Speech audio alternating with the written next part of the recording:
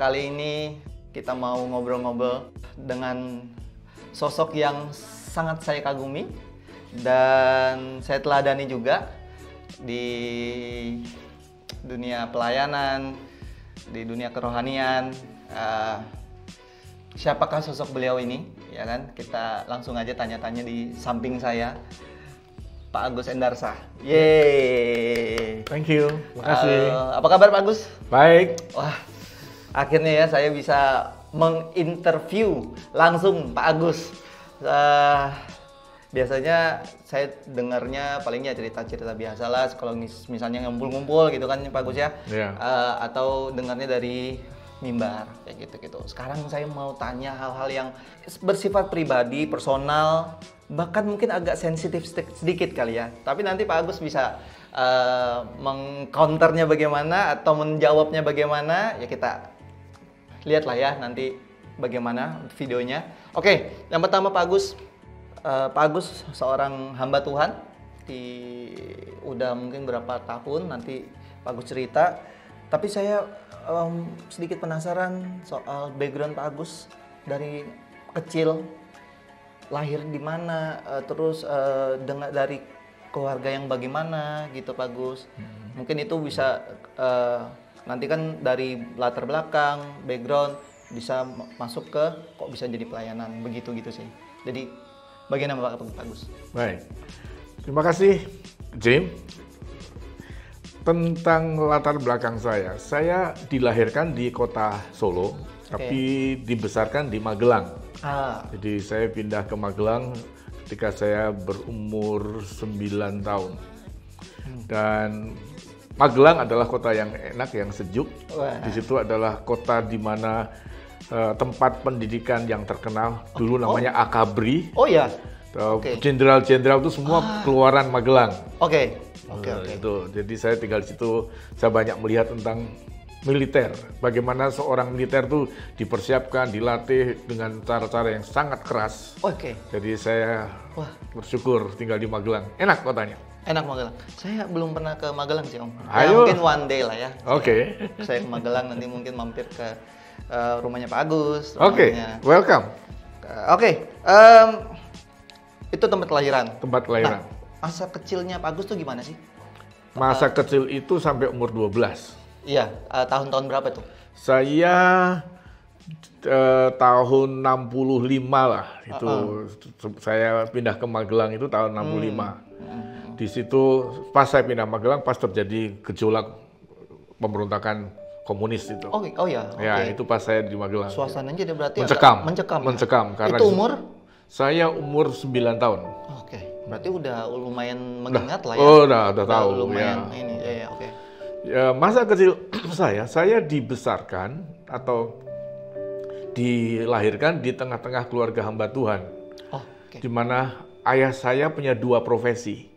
Kalau pagi, beliau adalah guru SD. Kalau malam, beliau adalah seorang hamba Tuhan, gembala sidang gereja Betel Indonesia. Dan dengan 2 profesi itu membuat kami anak-anak itu dididik secara sangat-sangat keras, disiplin. Khususnya di bidang rohani. Kerohanian, ya. Dan ayah saya itu penganut doktrin yang sangat-sangat fanatik keras. Contohnya? Nggak boleh nonton bioskop. Tapi walaupun sebenarnya dulu nggak ada bioskop atau gimana? Ada. Masih umur tahun-tahun berapa itu? Tahun remaja-remaja. Ya. Oke. Nggak boleh dengerin musik-musik dunia. Dunia yang bersifat duniawi itu nggak boleh. Nggak boleh. Militan sekali berarti ya? Itu dia. Jadi kami betul-betul dikungkung, dibatasi sekali. Itu berapa bersaudara sih? Saya 9 bersaudara. 9-9-nya itu nurut tuh. Nah itu masalahnya. Soalnya susah sekali kayak apa ya? Hal kecil lah, musik ya. Kadang kan kita juga namanya di dunia ya. Kadang naik angkot aja dengar musik dunia. Jadi gimana Om? Nah disitulah terjadi pemberontakan dalam jiwa saya. Ketika saya menganjak remaja. Nah, teman-teman mulai ngajak sini, ngajak begitu. Disitulah terjadi pemberontakan. Sehingga karena orang tua saya sangat keras, sangat disiplin, maka saya melakukan backstreet. Yaitu saya kalau keluar itu bagaimana berusaha supaya orang tua nggak tahu. Caranya tidur. Tidur, masuk kamar. Saya masih mulai membayangkan, sudah bisa membayangkan. Saya yakin, orang tua yakin saya di kamar, saya keluar jendela. Jadi saya keluar rumah lewat jendela. Itu kayak di film-film, Om. Exactly. Kayak di film-film. Iya. Itu relate banget kayak. Iya. Oke. Itu berulang-ulang. Oh, sudah kebiasaan, bukan kebiasaan. Titik di mana ketahuan itu gimana, Om? Ketahuannya apa tidak pernah ketahuan? Sebetulnya nyaris tidak pernah ketahuan, tapi ada yang lapor. Gitu. Jadi ya akhirnya ketahuan juga, ada yang lapor. Kok pamit sudah tidur, selamat malam, tapi ada orang jemaat yang lihat saya dan nonton bioskop. Ya sudah dilapor, dipanggil sidang. Satu, yang kedua. Itu umur berapa sih, Om? Kayak gitu-gitu? Belasannya? Iya, belasan. 11, 12. Oke. Jadi begitulah. Jadi saya harus bergaul dengan orang-orang dapat pengaruh-pengaruh yang begitulah ya. Mulai kenal ini, kenal itu, coba ini, coba itu. Iya. Menarik sih. Ini yang belum pernah saya dengar dari Pak Agus ini. Makanya ini saya sangat senang, excited sekali. Satu lagi yang membuat saya rasa bersalah dan berdosa kepada orang tua saya adalah ketika saya masuk SMA. Saya, karena saya punya bakat main musik. Nah, itu nanti yang saya akan tanyakan. Gimana dong? Saya diajak, ada satu kelompok musik, grup musik sekuler yang kekurangan pemain. Nah, saya ditarik. Main apa, Om? Saya main gitar. Main gitar. Saya main gitar aja. Dan masalahnya itu karena itu musik sekuler, orang tua jelas nggak kasih dong. Jangankan main, menentang. Jangankan main, dengerin aja nggak boleh. Nah, saya main. Disitulah kucing-kucingan terjadi lagi. Aduh. Wah, itu seru kayaknya, Om. Kalau ini bayangin kayak dijalanin tuh kayaknya flashback lagi, throwback lagi kayaknya. Udah gitu. Grup musik yang saya join itu namanya musik panggilan, dia melayani orang kawin, orang ulang tahun. Nah, kadang-kadang menyanyikan lagu-lagu dangdut, di mana pada waktu itu musik dangdut itu kan berlawanan dengan gereja. Iya betul. Nah, iya kita udah tahu kan dangdut bagaimana. Di situ lagi menjadi masalah karena jemaat ada yang lapor. Iya. Marah lagi. Di wedding bakal ada aja orang-orang jemaat-jemaat yang hadir. Masalah lagi. Rekonsiliasinya bagaimana, Om, sama Bapak dulu? Kalau bilang rekonsiliasi, sebetulnya secara to the point, langsung frontal, kita nggak pernah rekonsiliasi. Tapi terjadi rekonsiliasi karena pada waktu saya selesai pendidikan sekolah menengah, saya karena sudah terlalu banyak bergaul dengan anak-anak yang orang-orang jalanan, saya nggak ada niat untuk melanjutkan kuliah.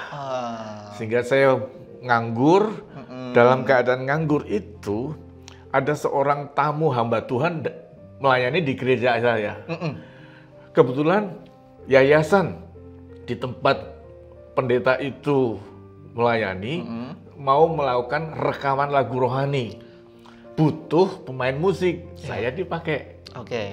Di tempatnya di Jawa Timur, saya di Jawa Tengah. Jadi kenapa bisa dipakai? Ada yang rekomendasi atau gimana? Karena kebetulan dia datang ke gereja saya, melihat saya bermain, dia tertarik. Wah, kayaknya kamu bisa bantu. Waktu itu udah pelayanan juga berarti, Om, ya? Saya sudah. Oh, sudah. Tapi di luar juga main. Nah, itu dia. Ya, faktanya begitu. Ya, kalau saya sih is okay lah ya. Ya. Mungkin lah ya. Zaman itu nggak oke. Zaman itu nggak oke. Untuk khusus untuk Bapak ya? Untuk Bapak yang adalah gembala sidang. Iya, iya. Oke. Jadi karena dia melihat itu, saya dibawa ke sana. Di situ adalah sekolah Alkitab. Jadi di situ karena saya dalam lingkungan yang baru, tadinya saya nggak mau dengar kata sekolah Alkitab. Waduh, saya masuk sarang. Kayak ada kayak momok apa gitu. Wah, ini kayaknya harus kudus, suci apa gitu lah. Nggak boleh ngapa-ngapain kan. Gitu-gitulah. Tapi karena ini rekaman, wah ini popularitas naik. Oh gitu. Dengan rekaman itu jadi menarik. Oke lah, nggak apa-apa, coba-coba aja rekaman. Aku punya legacy. Mudah banget sih kan gitu kan ya. Iya betul. Diajak rekaman mau. Nah, rekaman itu berjalan cukup lama, 3 bulan. Nah, selama rekaman itu di Malang, satu hari saya diajak oleh seseorang, teman saya, hadir di salah satu ibadah penginjilan, istilahnya KKR. Di mana dalam KKR itu, seorang pendeta melayani didampingi oleh seorang artis. Oh, siapa itu artisnya itu? 2 artis, yang satu artis pemain gitar, the best guitarist in Indonesia, number 1. Pada zaman itu? Zaman itu, yaitu Eddie Karamoy, pemain jazz. Oke, jazz. Eddie Karamoy, bersama dengan seorang penyanyi, saya lupa, Maggie Siger atau siapa gitu. Karena dia dalam KKR itu ada pemain gitar. Cewek ya? Cewek. Oke, kayaknya Jessie banget ya dia. Oke, ya. Karena pemain artisnya itu pemain gitar nomor 1 di Indonesia, saya berminat. Saya datang KKR bukan untuk cari Tuhan, tapi mau dengar permainannya kayak apa sih orang nomor 1 di Indonesia. Sebagai orang pemain musik ya? Betul. Jadi penasaran kan? Betul, saya datang situ. Wah, terkagum. Saya kagum dengan permainannya. Itu penuh banget waktu itu acaranya? Ya, acara penuh. Tetapi ternyata dibalik dari motivasi saya yang untuk bisa dibilang salah lah ya. Mencari hiburan. Ternyata firman Tuhan yang dibawakan oleh hamba Tuhan itu kena banget. Kena banget. Siapa waktu itu? Masih ingat? Petrus Octavianus dari I3 Batu. Masih ada orangnya sekarang? Beliau sudah almarhum. Oke. Tapi firman Tuhan sangat mengenai saya waktu itu. Jadi disitulah saya kenal Tuhan. Ternyata menjadi orang Kristen, menjadi pelayan Tuhan, bahkan jadi anak pendeta, belum tentu dia kenal Tuhan. Karena saya baru betul-betul merasakan Tuhan hadir, Tuhan ada, itu baru saat itu udah umur 19. Jadi saya lahir baru, kenal Tuhan umur 19 tahun. Saya mulai... Turning point mungkin? Turning point. Hidup saya mulai berubah. Saya mulai nggak mau ini, nggak mau itu, dan mulai membatasi diri. Secara instan atau ada proses? Instan waktu itu, tapi ya jatuh bangun dikit lah. Tapi secara sosial saya langsung berubah. Karena orang bisa melihat perubahan itu. Saya jadi mulai yang tadinya nggak suka gereja. Karena mumpung saya di luar dari gereja, saya kan saya harus. Tapi waktu itu ke gereja itu suatu kerinduan. Kalau dulu adalah wajib, terpaksa, tapi itu menjadi kerinduan. Sampai, believe it or not, saya dalam 1 kali hari Minggu, di hari yang sama, saya ke gereja bisa 4 kali. Waduh, itu gereja beda-beda. Beda-beda. Karena jamnya beda-beda. Pagi jam 6 itu di gereja Katolik. Saya nggak bedakan merek gereja. Yang penting gereja jam 6 Katolik, nanti jam 9 itu gereja GPIB, siang itu ada gereja GBIS, sore ada gereja Isa Al-Masih. Jam 6, jam 9, jam 12, jam 5 sore. Kenapa? Haus akan Tuhan. Ingin gitu. Senang gitu loh. Saya nggak peduli gerejanya apa, tapi masuk gereja dengar khotbah, nyanyi itu senang gitu. Even gereja Katolik dan GBIB yang beda dengan aliran saya waktu itu. Cuman karena alirannya apa? Protestan atau Pantekosta. Cuman karena dengar khotbah kok suka saya. Siapapun pengkhotbahnya. Nah, di situ saya mulai berubah. Saya mulai suka baca Alkitab, bisa doa sendiri. Dulu nggak pernah doa pribadi saat teduh. Nggak pernah. Masbah keluarga mungkin ada ya waktu itu ya? Ada, tapi kan tidak ya. Dipimpin oleh orang tua. Kita hanya ngantuk-ngantuk gitu. Ngantuk, ya. Waktu itu sudah kuliah atau gimana? Nah, sejak itu kebetulan di tempat saya rekaman itu kan memang sekolah Alkitab, Bible College. Sehingga begitu mereka melihat saya berubah, saya punya potensi main gitar dan saya cukup baik, maka saya ditawari untuk masuk sekolah Alkitab di situ. Nah, maka saya langsung kuliah, apply, diterima, dan saya kuliah di situ sebagai mahasiswa sekolah Alkitab. Oh gitu, lama. 3 tahun. Oh 3 tahun ya? 3 tahun. Oh juga 3 tahun ya? Ya, ini kan non-gelar. Non-gelar. Ini non-gelar, jadi saya kuliah di situ 3 tahun, dan dari situ saya banyak belajar tentang Tuhan, tentang pelayanan, tentang organisasi, belajar di situ. Perkuliahan saya di situ, ya mulai lagi masuk asrama. Asrama. Tinggal di asrama itu sangat-sangat unik. Pengalaman yang sangat tidak terlupakan karena ya namanya asrama, semua suku ada di situ, dari Indonesia Timur sampai Barat semua ada di situ, dari orang Sumatera yang modelnya begitu, orang Papua begitu. Ya, jadi saya belajar tentang macam-macam budaya. Tentang di situ. Apa yang mungkin lucu atau menarik? Di asrama yang menarik itu karena kita semua adalah orang-orang perantau yang secara ekonomi juga pas-pasan. Saat makan kadang-kadang kita saling ambil. Oh gitu. Kita berdoa, buka mata sudah nggak ada lauknya. Oke. Kan makanan di asrama hampir semua begitu kayaknya Om ya. Makanan di asrama kan udah dijatah, bukan prasmanan gitu. Jadi tempe 1, ikan 1, kerupuk 1. Ya udah. Makanya sekarang kalau doa makan tangan begini. Iya. Jaga-jaga nih ya. Jaga-jaga. Banyak ini nih kayaknya. Pelayanan secara mungkin tekstual atau penginjilan atau bagaimana itu kapan sih Om? Nah, kebetulan sekolah Alkitab di mana saya ikuti itu adalah sesuatu yayasan yang orientasinya, yang tujuannya itu melayani tempat-tempat terpencil. Disitulah saya diperkenalkan dengan cross culture ministry, penginjilan lintas budaya.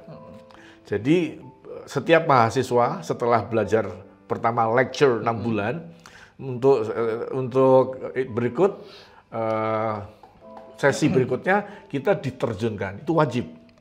Diutus ke pulau-pulau.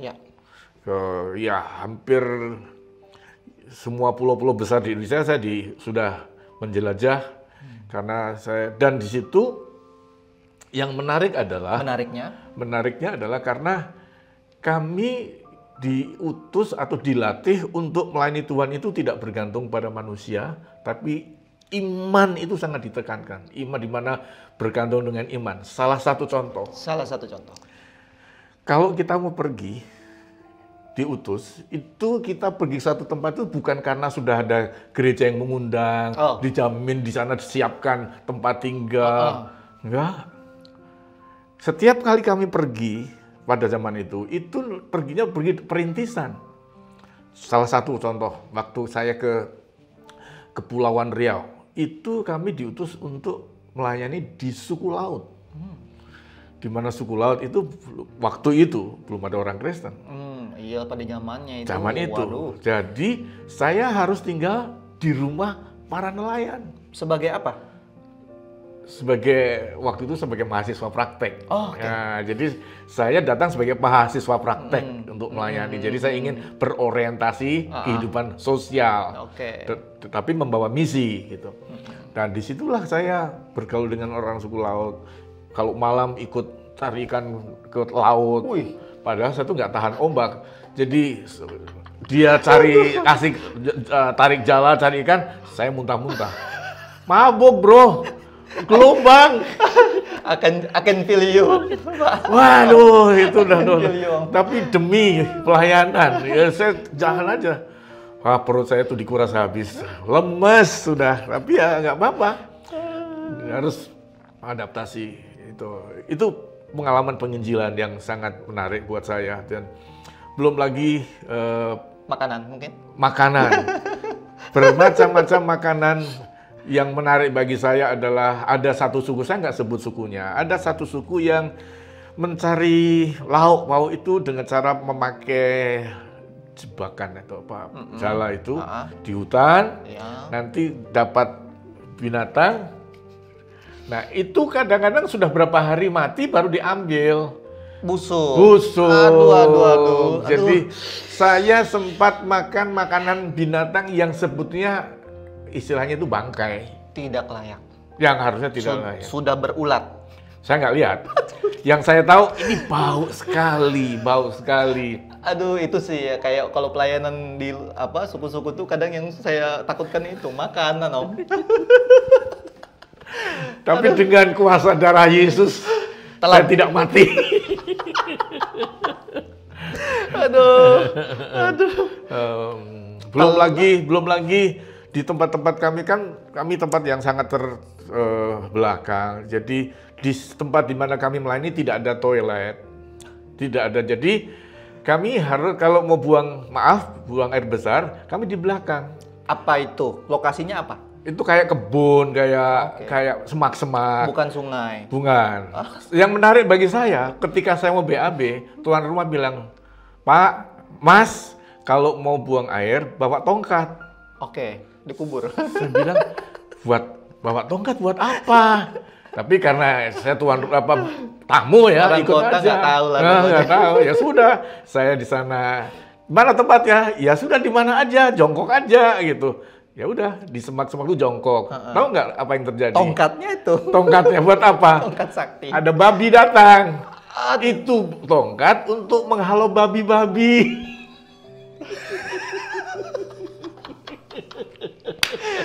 Saya kira untuk gali, Om. Tidak. Gali terus ini langsung tutup. Tidak. Gitu. Ternyata untuk menghalau binatang. It works. Oh ya. Works banget ya. Aduh. Ya. Ya itu aneka tentang berbagai-bagai kebiasaan suku tapi saya menikmati karena mereka sungguh baik. Walaupun saya heran loh, kita nggak kenal waktu itu, nggak dicurigai, nggak ditanya surat jalan, enggak. Saya datang diterima aja gitu. Diterima aja. Gitu. Atas ya tapi bawa surat-surat sih dari mahasiswa kan, kita ada identitas, kami mahasiswa gitu. Cuman diterima. Oke, jadi masuknya lewat kehidupan sehari-hari aja. Kehidupan sehari-hari. Itu bicara tentang Tuhan. Sempat ya? Oh iya, harus. Apaan ya? Ya. Ada. Tanggapan mereka untuk pertama kali? Pertama kali ya. Mendengar nama itu. Waktu itu karena nggak tahu, paling mereka ya nggak tahu siapa itu. Waktu itu suasana politik Indonesia kan teduh, tenang. Jadi nggak ada permusuhan, nggak ada saling menghujat, itu nggak ada. Jadi mereka juga nggak ada agama mungkin? Ada agama? Iya, mereka tidak animis. Ya, sebetulnya agama ada, tapi secara kenyataan mereka sebenarnya nggak beragama. Sehingga mereka sangat santun, sangat sopan. Kalau open. Jadi kalau kita berbicara membahas tentang Injil, mereka dengar aja. Walaupun tidak menolak dan tidak menerima, tapi mau dengar gitu. Tidak semua yang kita tawari mau terima, enggak. Tapi mereka nggak menolak. Kita mau ngomong apa aja mereka dengerin. Oh ya gitu. Itu bagusnya. Tapi mereka sekolah terpelajar enggak ya? Pada zaman itu enggak? Zaman itu karena saya di pelosok enggak. Enggak ya? Berarti apa ada kegiatan untuk belajar mengajar mereka atau di situ? Tidak ada ya? Enggak. Berapa lama, Om? Di setiap satu daerah? 6 bulan. Oh, 6 bulan ya? Ada yang 3 bulan. Oh, oke. Lama. Tergantung tempatnya ya. Ada yang 1 bulan, pindah-pindah gitu. Nah itu yang pelayanan yang lokal. Kalau yang di interlokal? Yang interlokal. Nah ini mujizat. Saya waktu itu mendapat kesempatan untuk melayani di Amerika. Wow, Amerika? Amerika. Wah, one day wah. saya ke sana ya, Amerika. Yang membuat saya merasa kagum sama Tuhan adalah di sana saya pertama diminta untuk mengikuti training penginjilan, misi. Setelah di training, kita diterjunkan melayani ke jalan-jalan. Di Amerika itu ya? Kita menginjil di jalan-jalan. Saya berdiri di pinggir jalan di jalan yang besar, khotbah menyanyi. Frontal. Iya. Di sana boleh di supermarket, di lapangan-lapangan, ngamen, di tempat-tempat dalam tanda kutip bisa kayak ngamen gitu seperti kan? Ngamen gitu. Ngamen gitu ya. Kita main drama, kita main musik di tempat-tempat Enggak izin. Langsung aja gitu. Ampar aja. Langsung aja. Ya? Itu pengalaman yang sangat menarik. Dan itu tidak pernah waktu itu. Itu single atau rame-rame? Rame-rame. Kami satu tim 10 orang. 10 orang. Okay. Kita nyanyi, kita drama, kita nantang, kita bagi pamflet. Kita bawa alat-alat musik. Bebas. Di Amerika tuh bebas waktu itu. Kita boleh berbuat apa aja, ngomong apa aja. Pakai pengeras suara. Pengeras suara toa ya. Dan itu boleh. Dan yang membuat saya kagum adalah saya berangkat ke Amerika itu kan mau belajar. Maksudnya harus ikut training, habis itu baru pelayanan. Padahal peraturan orang belajar itu harus punya TOEFL. Pada zaman itu ada TOEFL, maksudnya ada artinya TOEFL gitu. Saya nggak tahu. Tapi artinya begini. Harusnya orang mau belajar itu bahasa Inggrisnya bagus. Nah, saya belum. Ingat, saya ini baru tamat dari sekolah menengah kejuruan yang tidak bisa bahasa Inggris. Ya kalau cuman what your name ya tahu lah. Yes, no, ya iya. Tapi saya harus ke sana. Jadi bayangkan, saya ikut belajar di satu kampus. 1 bulan pertama saya datang ke kampus untuk belajar itu bawa. Itu di Amerika. Di Amerika ya? Di Amerika. Bawa Alkitab bahasa Inggris, bawa catatan dan bawa kamus. Tahu nggak? Percaya nggak? 1 bulan pertama saya belajar, catatan saya kosong. Nggak tahu ya apa yang mau dicatat. Dosen ngomong apa nggak tahu. Pokoknya kalau nggak tahu bahasa Inggris jangan keluar negeri, malu-maluin aja. Tapi Pak Agus gitu. Aduh. Tapi begitu masuk bulan kedua, saya mulai bisa bahasa Inggris dan saya mulai bisa khotbah bahasa Inggris. Really? Dalam waktu 2 bulan, ya tentunya belepotan. Kramer udah sudah amburadul, tapi Tuhan pakai dan. Berapa lama di Amerika? 1 tahun. 1 tahun. Setahun udah lancar lah ya. Sudah. Lancar. Cuman proses untuk menjadi lancar itu yang cukup mendebarkan. Ada teman-teman juga yang dari Indonesia mungkin, Om? Yang di Kami waktu itu berdua ya? Dengan teman satu ini dua. Satunya juga sama juga? Sama-sama modal dengkul aja. Oke. Itu di Amerika, Om. Kalau di negara-negara lain? Pernah juga ke Nigeria. Nigeria itu waktu itu betul-betul. Zaman ini aja Nigeria agak-agak gimana ya? Horor ya? Ya. Apalagi zaman ke tahun berapa, Om? Saya ke Nigeria itu tahun 88. Oh, 88. Saya berarti saya belum lahir itu. Belum lahir. Sekarang ini aja udah situasi politik waktu itu sangat tidak aman sehingga untuk berjalan dari satu kota ke kota itu harus mengalami pemeriksaan dan orang-orang pakai senjata di mana-mana. Horor sekali. Sangat.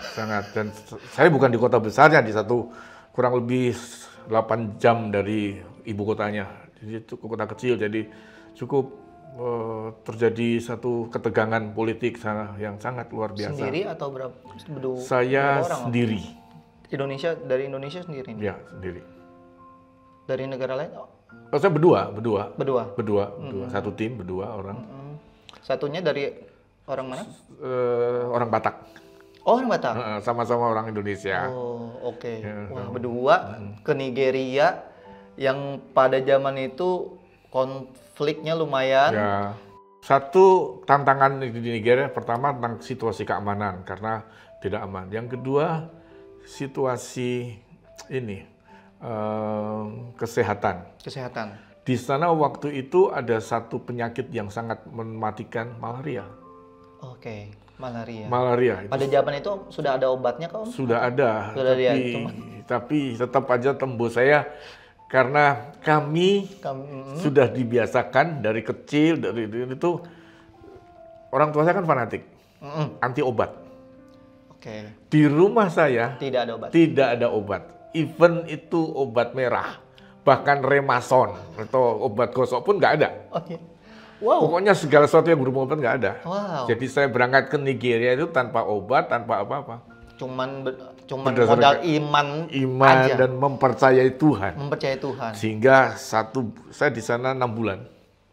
Jadi masuk bulan ketiga saya kena serangan malaria dan hampir mati. Saya sempat dibawa ke rumah sakit dan karena sudah nggak berdaya sama sekali. Lemas, tahu. Tapi puji Tuhan. Siapa yang bawa ke rumah sakit waktu itu? Orang sana. Orang sana ya. Puji Tuhan. Puji Tuhan saya bisa hidup dan artinya bisa sembuh. Dan temannya Om bagaimana Om? Aman. Dia lebih kuat fisiknya dan dia memang betul-betul menjaga. Gitu. Ya, itu luar biasa Tuhan itu. Pelayanan di sana gimana Om? Pelayanan di sana kami kerjasama dengan yayasan di sana. Yang saya lakukan pertama mentraining orang-orang lokal untuk menginjil, mentraining untuk belajar tentang apa arti gereja, bagaimana kayak di sini semacam dasar kekristenan, mulai iman, baptisan, Roh Kudus, menanamkan dasar-dasar kekristenan di satu, karena perintisan ada satu gereja baru yang sedang dibuka. Jadi disitulah kami lakukan training orang. Selain itu kami juga melakukan penginjilan, bertemu dengan orang-orang. Di situ ada mujizat-mujizat yang terjadi Om? Mujizat yang terjadi secara kesembuhan itu nggak ada. Yang terjadi mujizat adalah karena saya nggak punya uang. Ingat, kita semua berjalan dengan iman. Jadi kami pergi pun tidak dibekali dengan uang yang cukup. Jadi sampai di sana ya sudah. Sempat nggak makan, nggak ada uang. Jadi mujizat yang terjadi adalah bisa aja Tuhan itu pinter. Karena kok bisa bertemu dengan orang dari Asia, sedang mereka kedatang ke Nigeria untuk dagang, orang Tionghoa. Nah, itu bawa kaleng maling gitu. Wah. Terus bawa mie yang itu kayaknya kok surga kayaknya. Rasanya Jemu udah luar biasa. Di kondisi yang seperti itu ada itu. Waduh luar biasa. Kalau di sini mah biasa lah ya.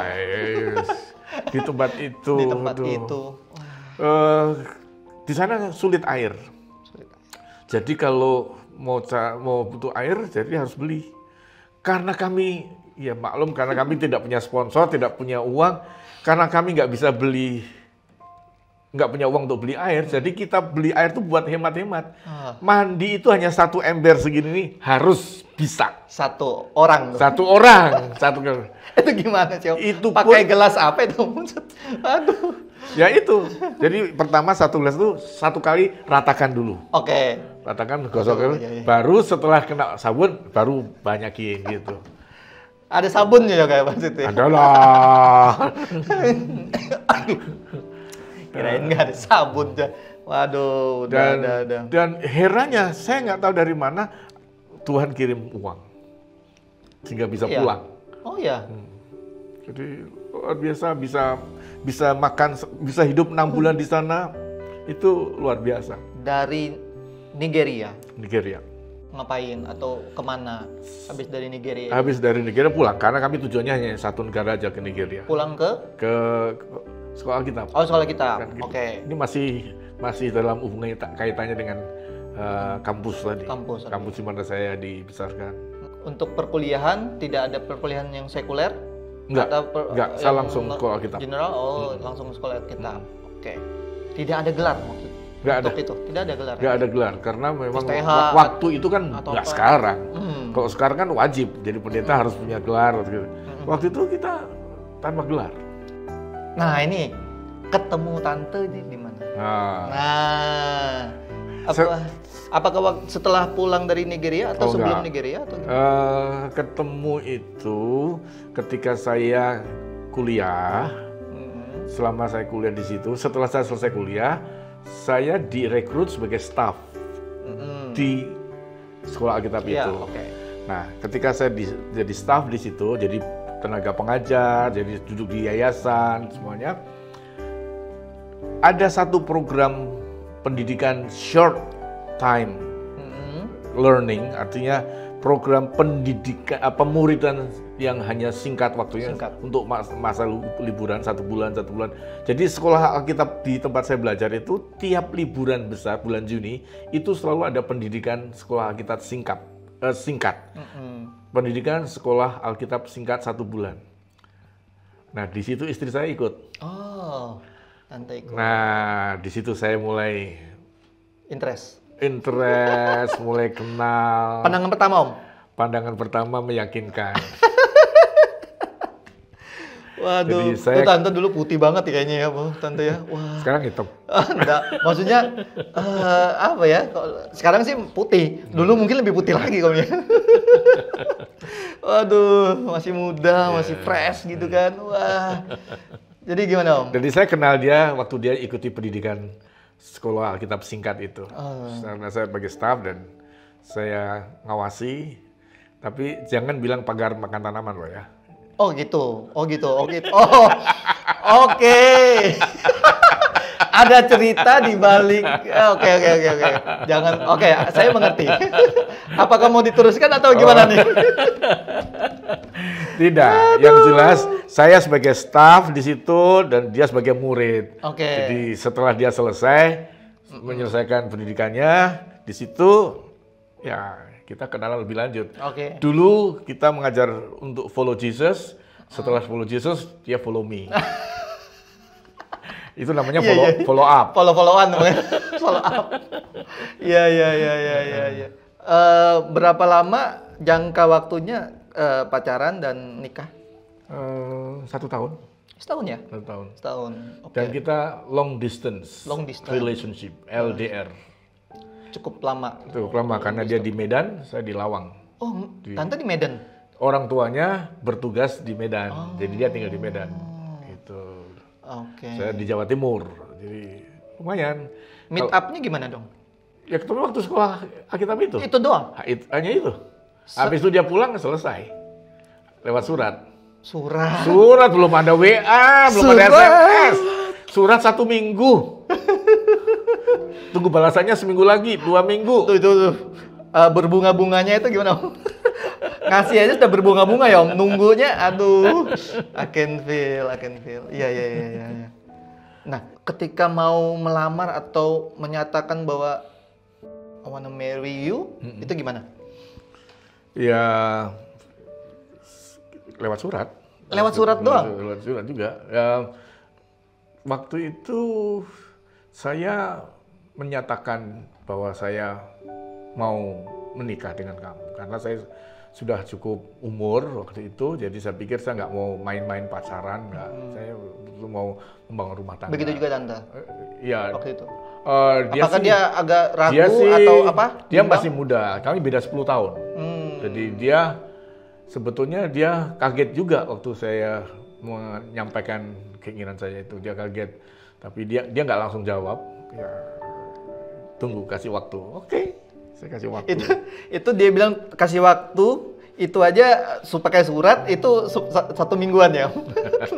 Nunggunya berapa lama lagi ketika bilang ya. Dan akhirnya tahun berapa, Om? Tahun berapa? 89. Di mana? Di saya resepsi atau pemberkatan di Magelang di tempat ayah saya. Kemudian resepsi di Jakarta di tempat orang tuanya dia. Orang tuanya dia di Jakarta. Itu tante umur berapa sih Om waktu itu? Umur waktu itu dia umur 23. 23 ya? Wah muda. Berarti berapa? 33. Oke. Apakah resepsinya bagaimana? Waktu itu seperti biasa atau apa? Ya seperti biasa, resepsi panggil teman-teman, saudara-saudara, dan yang memberkati nikah saya itu adalah ayah saya sendiri. Oh, oke. Karena saya pendeta. Oke. Wow. Dan ada ininya, foto, videonya waktu itu ada? Waktu itu belum ada video. Tidak ada video. Iya sih, benar. Jadi hanya foto aja. Cuman foto aja. Yeah. Oke. Semoga tidak kena banjir ya Om. Aman Om? Enggak. Sebagian kena, sebagian aman. Sekali. Iya. Nah, bisa bergabung di MDC Om? Saya bergabung di MDC karena saya kenal dengan founder, pendiri dari GKPB, yaitu Bapak almarhum Jeremy Rim. Karena beliau adalah satu alma mater. Oh, satu di kuliah itu? Dia kuliah di tempat yang sama, namun dia senior, dia sudah beda angkatan, dia jauh di atas saya. Okay. Saya kenal dia di situ. Nah, satu saat dia menawarkan saya untuk bergabung dengan MDC. Dan saya berdoa dan saya bertanya kepada istri saya, dan istri saya sejahtera, maka kami bergabung dan langsung kami ke Surabaya menjadi salah satu staf MDC di Surabaya. Oh, dan pengutusan ke Samarinda Om? Nah, itu tahun berapa? Tahun 94. 94? Ya. Oke, kayaknya saya baru-baru gabung juga kayaknya waktu masih kecil-kecil itu ya. Kayaknya mungkin saya 95 atau 96 kayaknya. Masih tunas remaja. Oke, gitu. Itu langsung ketemu dengan orang-orang di sini? Ya. Oke. Karena sebelum saya ke sini, Pak Jeremy Rim sudah ke sini duluan. Oh, sempat ya? Tapi belum ada MDC. MDC belum. Beliau KKR di sini. KKR gitu aja ya. Dan sementara waktu KKR berjalan, beliau sempat bertemu dengan beberapa orang yang menjadi cikal bakal pendiri MDC Samarinda. Siapa Pak Halim. Pak Halim ya. Pak Sony. Oh ya. Pak Moses. Oke. Terus kemudian beberapa teman lain, Pak Yusak kan. Dan saya datang ke sini, mereka sudah berjalan persekutuan doa dan pelajaran DK sudah jalan. Jadi saya melanjutkan itu. Ya. Ada yang menarik Jim saya ke sini. Apa itu, Om? Saya dulu sebagai penginjil. Penginjil, oke. Penginjil itu adalah hamba Tuhan yang tidak mempunyai keterikatan di satu tempat. Penginjil itu pergi ke sana kemari. Ya. Saya traveling. Saya dulu dari kota ke kota, dari pulau ke pulau, keliling terus. Nah, ketika saya diminta untuk ke sini, itu ada dua tantangan. Yang pertama. Kesulitan buat saya itu tantangan dan pertama untuk mengubah gaya pelayanan dari penginjil ke gembala. Tidak mudah. Itu tidak mudah. Beda ya Om ya? Beda. Oh iya. Kalau jadi penginjil, khotbah satu bisa dibawa keliling kemana-mana kan? Khotbah satu bisa dibawa betul. Kalau kita di gereja, nggak bisa. Tiap minggu harus ganti. Betul. Jadi stoknya harus banyak. Betul. Dan yang kedua, jiwa penginjil dengan jiwa gembala beda. Penginjil itu kecenderungannya adalah kalau khotbah itu bicara tentang dosa, ngantemin orang. Gitu, Wah, bang, kamu dosa bertobat tuh. Tapi kalau penggembalaan, dia harus membangun, dia harus pelan, nggak bisa dihantam begitu terus-terusan, harus dibalut, gitu. Yang tantangan buat saya, style itu yang harus saya berpikir gimana caranya. Saya biasa keliling jalan sana kemari harus menetap di satu tempat. Kaki saya kan gatal. Biasa jalan harus di satu harus tunggu di satu tempat. Iya, dengan jangka waktu yang lama. Iya. Yang kedua yang menjadi tantangan buat saya, waktu saya diutus ke Samarinda, saya sudah punya 3 anak kecil-kecil Hosea anak saya nomor 1 itu sudah kelas 2 SD, yaitu umur 9. Umur 9 kurang lebih. Dan diutus ke sini, Samarinda buat saya itu kota asing karena saya nggak punya kenalan, nggak punya family, nggak punya siapa-siapa. Dan di sini harus mandiri, yang menjadi bersama keluarga, dengan keluarga yang masih kecil-kecil. Maaf ya, hamba Tuhan juga manusia. Betul. Nanti gimana saya mau menghidupi anak-anak saya? Apalagi Kalimantan ya Om. Kalimantan, dan ini belum ada gereja kan? Nggak ada, ya. Kan belum ya, masih persekutuan doa waktu itu. Ya. Belum ada MDC, belum lahir. Nah, bagaimana saya harus ke sini dengan keadaan begitu? Nah, untuk membuat supaya istri saya merasa aman, dan ya bukan istri saya, kami merasa aman, believe it or not, kami pindah dari Surabaya ke Samarinda, itu membawa seluruh perlengkapan rumah tangga, contoh kompor, tabung gas, kasur, tempat tidur yang lipat, itu kami bawa. Kebetulan ada pengusaha yang punya kapal, jadi dimasukkan di kontainer. Tapi semua saya bawa, Jim. Karena biayanya udah besar berarti, besar kan? Cukup besar. Tapi apa? Gimana? Ya kebetulan yang bawa itu baik hati, free of charge. Oke. Tapi ini repot juga. Repotnya juga. Itu sampai kasur, sampai semua kami bawa.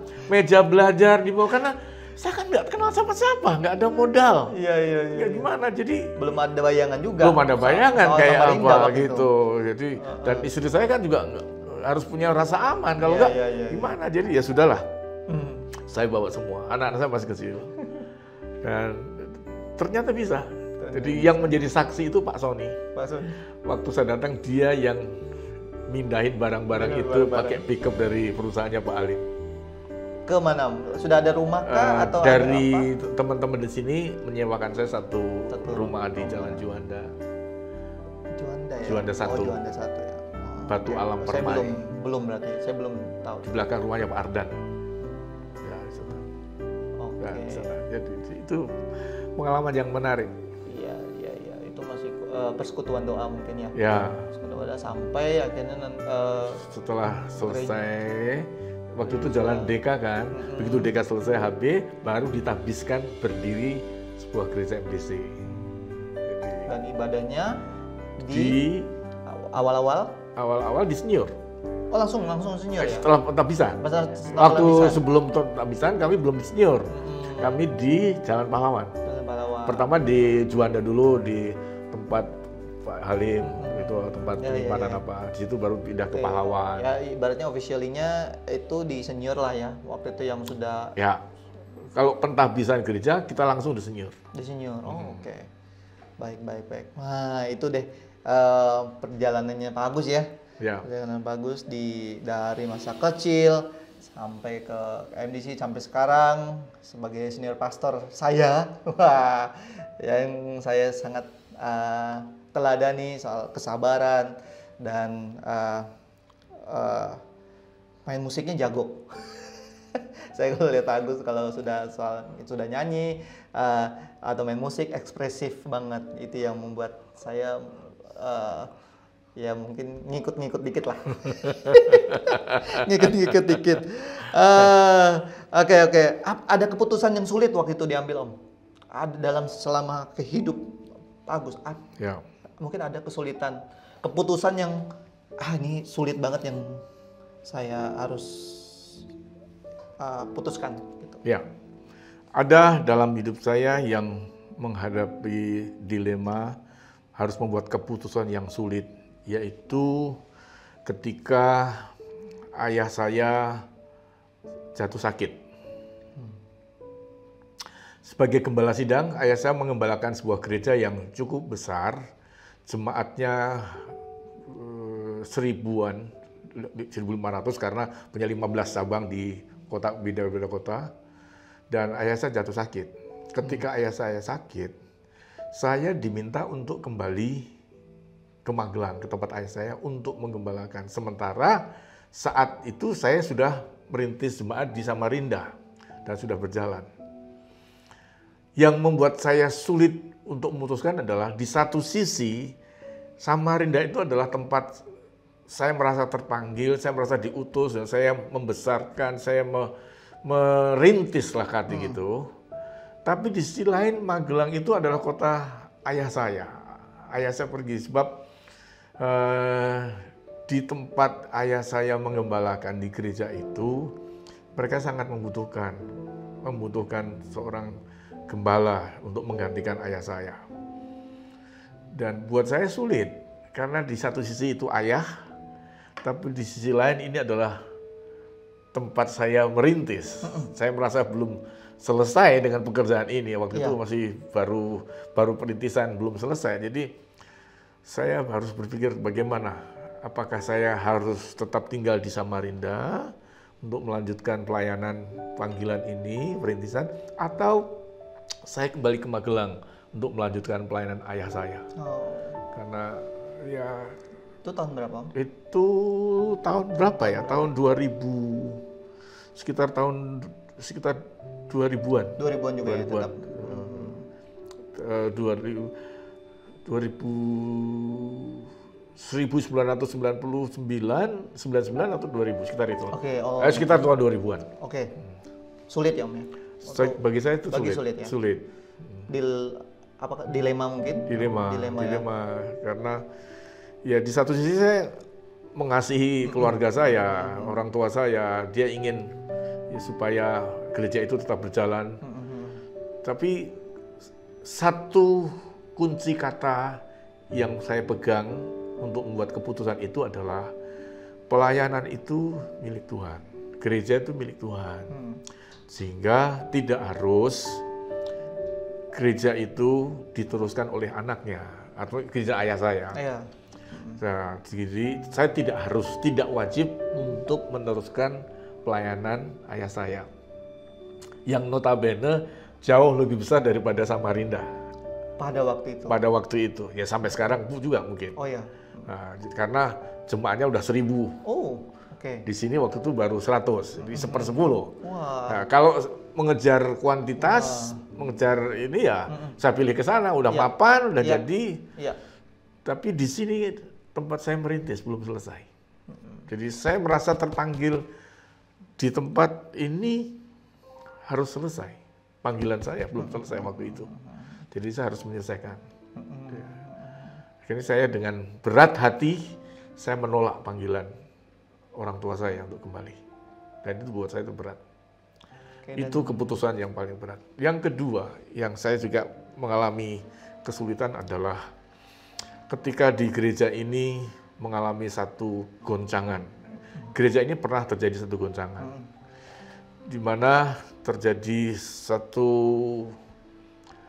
gejolak yang dasarnya adalah saya dinilai sebagai seorang hamba Tuhan yang kurang mampu di dalam bidang manajemen, kepemimpinan. Leadership saya dinilai sebagai leadership yang lemah. Sehingga untuk membuat gereja ini maju, diperlukan seorang pemimpin yang punya strong leadership. Yang tegas, yang visioner, yang berkarisma. Dan menurut penilaian kami, para pemimpin waktu itu, syarat-syarat itu tidak ada pada saya. Dan lalu saya mengambil keputusan, baik, saya dimintai untuk tanda tangan untuk menyerahkan kepemimpinan. Itu tahun kapan sih? Kurang lebih tahun 98, 99 ya. Yang mana ya secara leadership, secara profesional, memang saya akui saya tidak memiliki kemampuan-kemampuan itu. Sehingga saya menandatangani persetujuan untuk saya turun dari takhta, dari kepemimpinan di sini dan menyerahkan pada orang lain. Tetapi ternyata apa yang saya lakukan itu melanggar aturan dari sinode. Sinode MDC. Karena di gereja MDC ini penggantian kepemimpinan atau gembala itu adalah wewenang dari pusat. Sehingga apa yang kami lakukan, apa yang saya lakukan itu salah. Oh, oke. Sehingga mereka turun ke sini dan saya kembalikan lagi pada posisi. Okay. Dan buat saya itu keputusan yang sangat sulit waktu itu. Kenapa? Di satu sisi saya terbeban dengan jiwa-jiwa di sini. Saya sudah melekat. Tapi di sisi lain saya dituntut profesionalisme, harus begini, harus begitu. Saya nggak mampu. Jadi waktu saya mau menandatangani surat pengunduran diri, itu sulit, bro. Sulit. Saya sempat menunda 2 minggu atau 1 bulan. Tante? Tante apa menyerahkan sepenuhnya sama Tante? Dia menyerahkan pada saya. Di satu sisi, saya memang sadar saya nggak mampu. Tapi di sisi lain, saya itu kan diberi tugas oleh pusat. Harus masih ada tanggung jawab. Masih ada tanggung jawab gitu. Jadi ya akhirnya saya nggak mau menjadi kendala. Saya nggak mau, jangan gara-gara saya gereja ini nggak bertumbuh. Saya nggak mau disalahkan.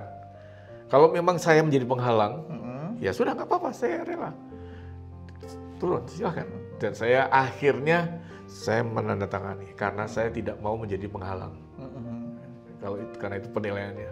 Ya, wow, itu mungkin yang jadinya beberapa orang jadinya cerai-berai. Ya, betul. Karena ada orang yang pro saya, ada yang pro lain, gitu. Jadi saya mengerti. Jadi saya tidak mau nggak mau berkampanye atau terserahlah.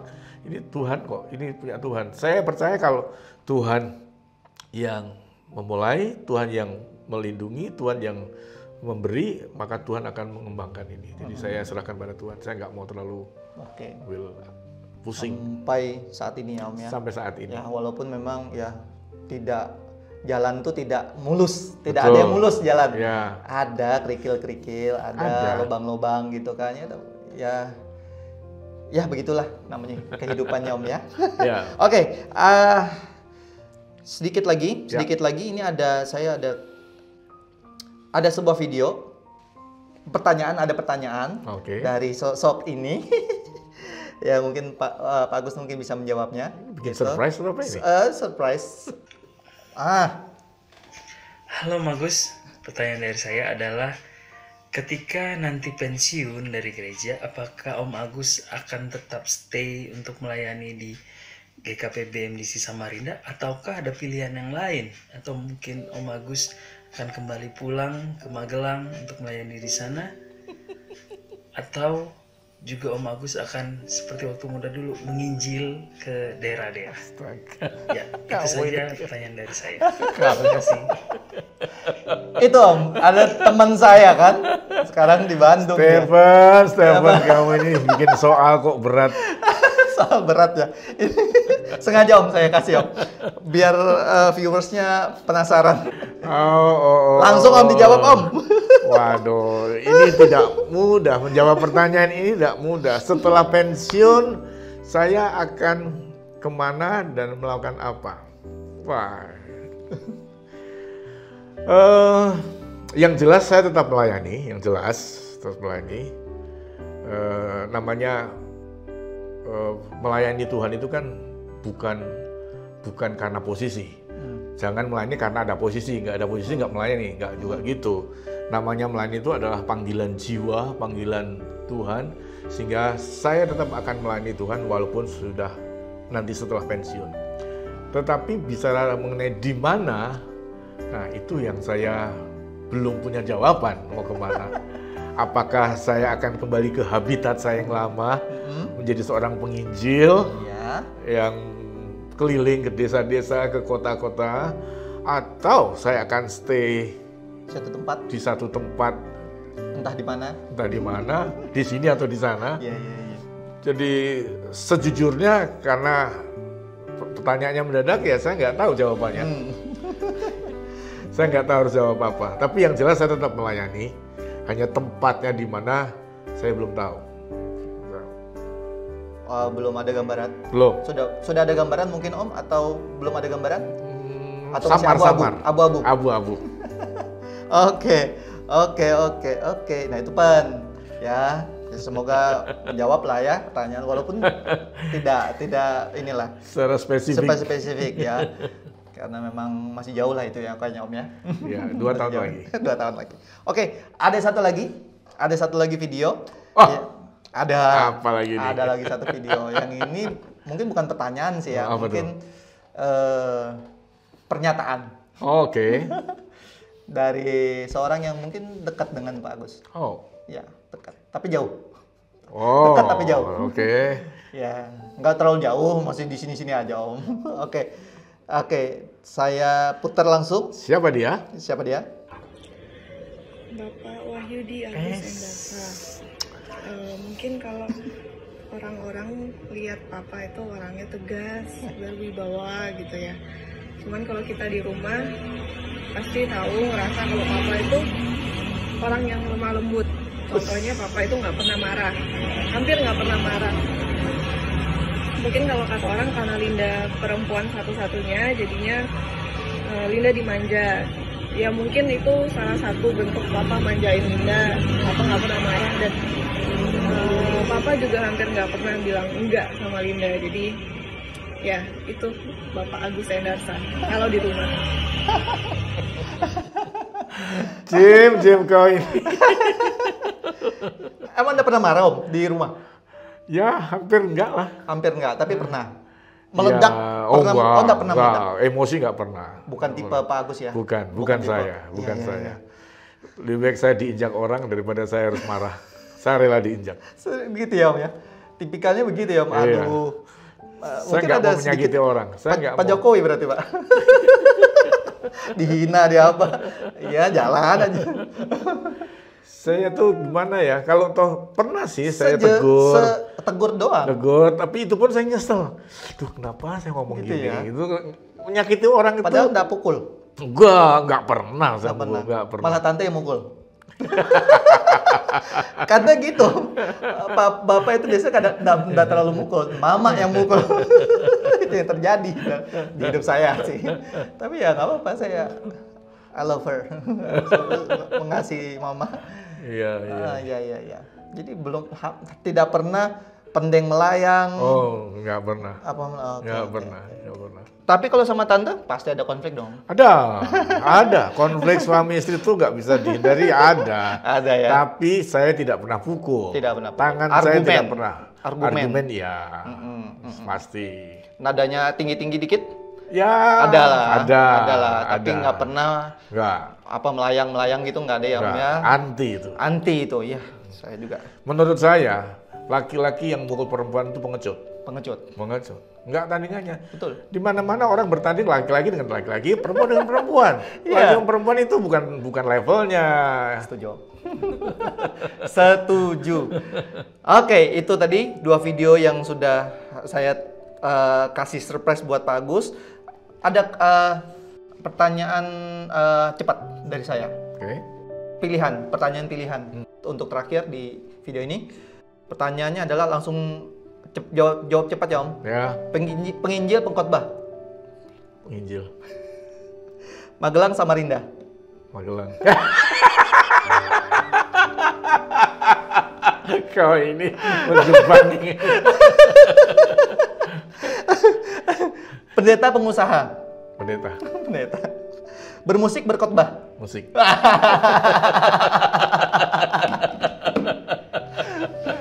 Oke, itu saja. Langsung terima kasih Pak Agus. Buat waktunya. Ya. Bye. God bless you. Kau ini.